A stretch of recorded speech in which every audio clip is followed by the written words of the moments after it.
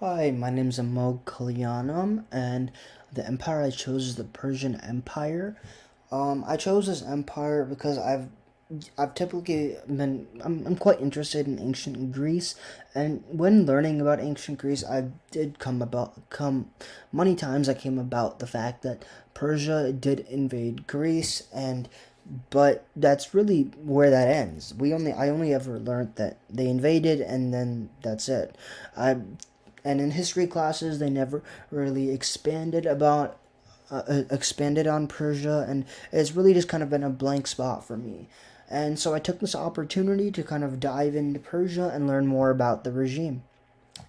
So starting with the body analysis, it looks like the first thing up is the head, which is significant leaders slash accomplishments. And when looking at this, there's really two main people we have to talk about. The first would be Cyrus the Great, and he essentially united the semi-nomadic tribes which were present to create the world's first superpower. So essentially, he laid the framework in for what ancient Persia turned out to be, and he had a vision to create an all-inclusive empire, in which people could practice their own religions and live how they wanted to, as long as they kind of paid their taxes and they didn't break any laws. And then the second person we'd have to talk about is Darius the Great. And he ruled the empire at its peak, when it was at its strongest. And some of his greatest accomplishments were creating a standard monetary base, or in other words, creating a standardized currency.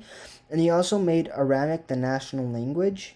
In addition to this, he also finished the satrapies, which were initiated by Cyrus the Great. And a satrapy is essentially a specific area or a specific area which has its own form of self-governance. So, and then next is the hands, which is art, architecture, and technological advancements. And pertaining to art and architecture, they had significant Babylonian and Mesopotamian influences, and some example of this is metalwork, rock carving, and weaving. And when looking at technological advancements, they invented algebra and they brought significant contributions to chemistry, and they also invented the wind power machine and the first distillation of alcohol, and they also advanced upon and created roads. They also utilized many more bronze and iron based tools. Now, moving on to the legs or the labor system, Persia was a monarchy which constituted of a social hierarchy. This hierarchy started with the royal family and moved on to priests, nobles, merchants, artisans, peasants, and then slaves. And how that pertains to a labor system is typically you're standing on the social hierarchy pertaining to what type of job you are going to get, and that'll kind of be explained later on. It's also notable to mention that the basis of the economy in Persia was the agricultural system, and that really was a large part of how Persia was run. Now, moving on to the spine or political structure, once again, Persia was a monarchy and it had a very centralized system of governance initially. Although after the satrapies were initiated, it did bring about a little bit of decentralization, as because there were 20 satrapies which were created. So Persia was basically broken into 20 different self-governing regions that were a part of the whole. And then next is the ribs or the social structure. And once again, the social structure in Persia was the basis of a caste system, which started with the royal families, followed by priests, nobles, merchants, artisans, peasants, and then finally slaves.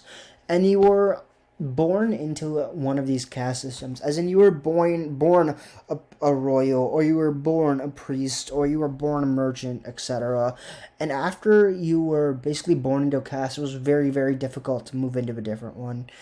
In addition to this, though, women were also more autonomous and they were given more rights, and they were had the ability to hold jobs. However, they were not allowed to be a part of the government. Now we have the heart or religious beliefs, and it started out as a polytheistic religion, which was loosely based on Egyptian gods, but it then shifted to become more of a monotheistic framework, which was focused around the god of Azur Mazda, and this monotheistic framework was called Zoroastrianism. And one part of this was that it depicted the land of the living being the battleground between good and evil, and then the afterlife was basically determined by how good or bad you lived, and you were kind of put in accordance to that. And then when we're looking at literature or the pen, the Persian Empire is known for its literature of how they were able to masterfully express their religion and everyday emotions. And it's what the Persian Empire is known for in a significant aspect. And then we have the feet, which is trade routes and goods traded. And the Persian Empire, being as large as it was, got a large part of its money and power through trade.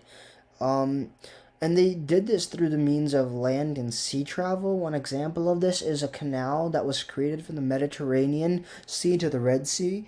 And some of the resources and minerals they traded were pearl, copper, lead, blue lapis, gold, silver, and wool.